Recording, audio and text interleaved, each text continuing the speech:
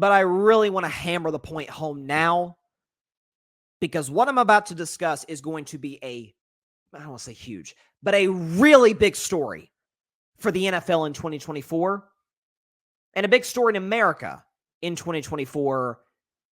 Nobody's talking about it now. They will give it 2, 3, 4 weeks. Give it about a month and a half. It's especially.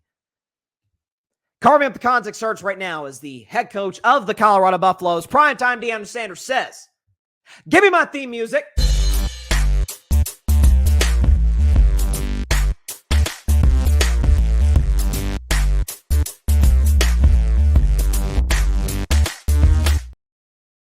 On this special edition of Carving Up the Context on a Monday, I wanted to talk a little bit about how the NFL, and stay with me on this, its success, its popularity is going to be directly tied in with this upcoming presidential election. Obviously, while I was gone, the DNC was last week, the RNC was last month. We could show you, actually, I'll pause on that in terms of the ratings for that. But something that I have been at the front of the train on for 4 years, going back to the 2020 season when this was a really big story, and very well, again, I think will be the case this year. I'm almost guaranteeing it's going to be a story this year, is the fact that NFL ratings on television go down in election years. They just do. Every year. Or, well, I shouldn't say every year. The last 3 election cycles, presidential elections rather, they've come down. We could show you, first and foremost, the ratings for the RNC and the DNC. The day 4, by the way, so you see 25.4 mil for the Republicans, 26.2 for the Democrats. That's obviously the day that Trump and Harris gave their acceptance speeches for the nominations from their party. Got a big number. RNC was blowing up the ratings of Fox, and the DNC was blowing up the ratings for MSNBC, and CNN was experiencing a little bit of that kind of in the in-between there. Here's what we know. As we get closer to this election, which is about a little over 2 months away, 2.5 months, it's going to get more polarizing. Shocker. And you're going to have a prominent NFL player or two, multiple potentially, speak out in favor of their candidate, one side or the other. And what's going to happen is that either side, who knows, maybe both, will falsely claim that that's it. Never watching the NFL again. Well, I can't watch this game with this player. How could he support? That is going to be the story. Frankly, we saw a little bit of that. I speak as an independent, by the way, politically. We saw a little bit of that on the left with the Harrison Butker. Now, for the record, there's a lot of that speech that I did not vibe with what Harrison Butker said. But when I saw folks out there talking about, hey, the Chiefs should cut it. No, the hell they shouldn't. No, they should not cut Harrison Butker. He's like the clutchest kicker in the NFL this side of Adam Vinatieri. He's awesome. Disagree with a lot of his statements, but he's fantastic. Just like in 2016, when a lot of folks on the right disagree with Kaepernick's protest, and regardless of what your stance on that protest was, it, I think, should be consensus across the board. Cap should not have lost his job in the National Football League. Cap was still a guy who was up there in terms of touchdown interception ratio. Was he a great player? Was he what he was in 2012 with Jim Harbaugh? Heck no. But was he a productive low-end starter, high-end backup? Think of like a Gardner Minshew type? Yeah, sure. But with the right offensive system, he can win you some games if your starter's hurt. Of course, that didn't happen. He lost his job. And in 2020, very polarizing year. You had COVID. You had the reaction in the ensuing protests responding to George Floyd's murder. And it was a very highly polarizing year. And a lot of folks, because of certain NFL player stances, said, I'm never watching the league again, which is obviously ridiculous. Let's look from 2012 to now, or from last season, because we don't know what the ratings exactly will be for this year. 2012 to 2023. Let's check the ratings. 2012, about 16.5 million people watched the NFL this is a game by game basis, about 16.6 mil. That was down from 2011. It went back up in 2013 to 17. Went up in 2014, went way up in 2015. That's 2015, I believe, is the most watched season ever. And then it came way down from 18.1 mil in 15 to 16.5 in 2016. That was the Kaepernick year. And then it actually came down quite a bit again in 2017. There was a lot of factors that went into that. Again, there was a lot of injuries to quarterbacks, Aaron Rodgers in particular. But then it came back up in 18, and then it went back up in 19. And then it came right back down from 16.4 mil to 15.4 mil in 2020. And then it, boom, goes up in 2021 to 17.1 mil. A little bit down, 16.7 in 22. And then way up, Taylor Swift had a little bit to do with this. In 2023, 17.9 million people on average tuned in to watch an NFL game last season. I'm here to tell you that number we will not reach that number in 2024. We will not reach, again, unless Taylor has an impact unlike anything I've ever seen. And this is Taylor Swift we're talking about. Who knows? That number will not look like that in 2024. I would just about guarantee it. You say, well, why do people stop watching the NFL? You keep saying that people don't watch an election year. What does that mean? Oh, glad you asked. This election is going to be just like 2016 and 2020.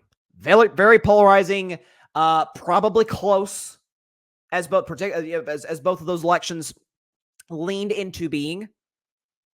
And especially once we get to the Kamala Harris-Donald Trump debate in a couple weeks, especially as we get to the Tim Walz, J.D. Vance debate, which frankly I'm actually more excited for. In October, we may get another Kamala Trump debate. After that, as we get closer, NFL ratings will go boop, boop, boop. It'll come down a little bit of a trickle, and cable news ratings will go up. We have data. We have evidence to back this up. In 2016, Fox News, MSNBC, and CNN saw record ratings, Fox News in particular. In 2017, Fox News ratings plateaued. MSNBC actually went up. CNN's ratings plummeted. In 2020, Fox, MSNBC, CNN saw record ratings. In 2021, all of them plummeted. Fox lost like 30, they went down like 34%, and MSNBC, CNN about in that same ballpark as the NFL ratings went back up. It's almost as if there's not a direct correlation between the two, and there obviously is. So I want to be the very first on the story, as I'm no journalist, but I do, again, I'm an opinion show, but I do base my opinions off of data and evidence and put it into the best opinion that I can make. This is going to be a story. Give it about a month, especially once we get to like week 6, week 7, something like that. Once we get in October, once you've had some debates, once you've had, I'm sure there'll be, an October surprise, as we see often a lot of times during election season, and especially once we get down to November. NFL ratings won't be quite what they were. But what's going to happen once it's over, once whoever's elected is elected on January 20th, they'll come back up. Super Bowl will boom as it always does. And come 2025, the ratings will go right back up to growth, to record growth, I'd imagine, for the NFL, because that's what they do. The NFL, again, a season ago, or a year ago, rather, 93 of the top 100 broadcast NFL games. They are, as I often call them, the kings of television. But not during election season. People, for reasons that I completely get and understand, care a little bit more about who the next president's going to be, if it's their guy or their woman, for the next 4 years, more than they care about the nickel package that the 49ers are going to use against the LA Rams. They just do. And I understand. I love sports. I love politics as well, not as much as I love sports because of its divisive nature, but that's what we're going to see. So, special Monday edition of Carving Up the Context. I am here to tell you now. Put up the graphic one more time. Just look at that. Don't ignore every other year. Look at 2023. 17.9 million people on average tuned in to watch an NFL game. That will come down in 2024. and Fox and MSNBC and CNN. And by the way, nothing against these networks, nothing personal against any of the hosts, but be it a left-leaning NFL player, a right-leaning NFL player coming out in support of their candidate, or at least criticizing the other, you will have disingenuous, attention-seeking grifters on the internet, these aggregate accounts in many respects, that are going to blow it out of proportion, which is what they do. That's what Elon's propaganda machine was pretty much designed for, is to stoke fear, division, and promote complete falsehoods and put out a message that simply, objectively, factually is not true. The NFL's popularity as a whole is not going to dissipate, never to be seen again during the 2024 season. It's going to come down. The Super Bowl, after this whole thing is over, the Super Bowl is going to be watched by the whole country. And come 2025, I could see a scenario in which the NFL goes back up to their 2023 ratings. About 17, 18 million people watching games. Now Taylor Swift may blow that out of the water. Who knows? Won't put anything past that woman. But historically, despite what the grifters, despite what the disingenuous folks on the far left and on the far right tell you, people still care about the NFL. And this will be a story in about a month. Just come back to this segment. It's going to be fine.